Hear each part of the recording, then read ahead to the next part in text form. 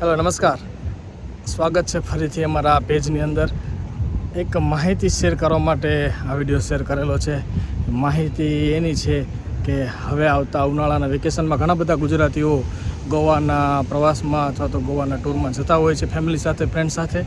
પણ ઘણા લોકોને ક્યાં જવું, કયા બીચ સારા છે, કયા બીચ ઉપર ચોખ્ખું પાણી છે, નાહવાની મજા આવે છે ફ્રેન્ડ સાથે, ફેમિલી સાથે, બાળકો પણ ખૂબ મજા કરી શકે એવા બીચની ઘણા લોકોને ખબર હોતી નથી અને ઘણા લોકોને ખબર હોય છે. તો આ એક એવી માહિતી આપવાની છે. તો ગોવા આવો ત્યારે એક હું જે બીચ ઉપર છું અત્યારે એ બીચ તમને બતાવું અને બીચનું લોકેશન તમને કહેવાનું છું કે કયા બીચ ઉપર તમને ખૂબ મજા આવવાની છે. તો આ બીચ તમે મારી પાછળ જે જોઈ શકો છો એ બીચ છે નોર્થ ગોવામાં. એનું પાણી તમે જોઈ શકો છો, એકદમ ચોખ્ખું છે. અત્યારે થોડોક તડકાને કારણે રેતીવાળું હોય એવું દેખાય છે, પણ તમે દૂર જોશો અહીંયા કમ્પ્લીટ બ્લુ કલરનું પાણી છે, એમાં કોઈ ખરાબ પાણી દેખાતું નથી. તો બાળકોને પણ અહીંયા નાહવાની ખૂબ મજા આવતી હોય છે અને ખૂબ એન્જોય કરી શકો છો. આ બીચનું નામ છે આરંબોલ બીચ, જે નોર્થ ગોવામાં છે. બીચ અંદાજિત તમે 3 થી 4 કલાક અહીંયા સ્પેન્ડ કરી શકો છો ફ્રેન્ડ્સ એન્ડ ફેમિલી સાથે. બાળકો પણ ગેમ રમી શકે છે, મજા લઈ શકે છે. આખું બીચ તમને બતાવું છું. મારી પાછળ તમે જોઈ શકો છો બાળકો રમી રહ્યા છે, બીચ ઉપર રેતીની મજા લઈ રહ્યા છે. અને અહીંયા ઘણા બધા એવા કાફે પણ છે જ્યાં તમે નાસ્તા અને કોઈ જમવાનું તમે કરી શકો છો. હવે આગળ તમને આખું બીચ ઉપર કેવા એન્જોયમેન્ટ તમે કરી શકો છો બતાવું છું. બાળકો ખૂબ મજા અને મસ્તી કરી રહ્યા છે. આવી રીતે બોટ પડેલી હોય છે.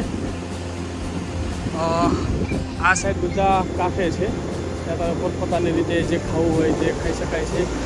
South Indian, north Indian, Punjabi અને એની સાથે જે લોકો નોનવેજ ખાતા હોય છે નોનવેજ પણ અહીંયા ખાઈ શકે છે ને એનો ઓપ્શન અહીંયા અવેલેબલ છે. હવે અહીંયા અત્યારના સમયની વાત કરીએ તો ટેમ્પરેચર આઈ થિંક 38-40 આસપાસનું છે. બપોરના વાગી ગયા છે 11 અને ટેમ્પરેચર ધીમે ધીમે વધતું જાય છે. સવારના સમયમાં ઘણા બધા લોકો અહીંયા વોકિંગ કરવા નીકળે છે, યોગા કરવા આવતા હોય છે. તો તમે પણ અહીંયા ગોવા રોકાવાના હોય પ્રવાસ દરમિયાન તો જગ્યાએ તમે અહીંયા આવી શકો છો અને યોગા કરી શકો છો. અલગ અલગ એક્સરસાઇઝ પણ એ લોકો કરતા હોય છે. આ બધા બીચ છે, આ બીચ ઉપર બધા કાફે છે, અહીંયા લોકો પોતપોતાની રીતે બધા એન્જોય કરતા હોય છે. કાફેની અંદર પણ ઘણી બધી વસ્તુ ખાવાની સરસ મળે છે. અહીંયા કન્ટિન્યુઅસલી એક જ સાથે લાઈનમાં તમે જોઈ શકો છો. તમને દૂર કરીને બતાવું.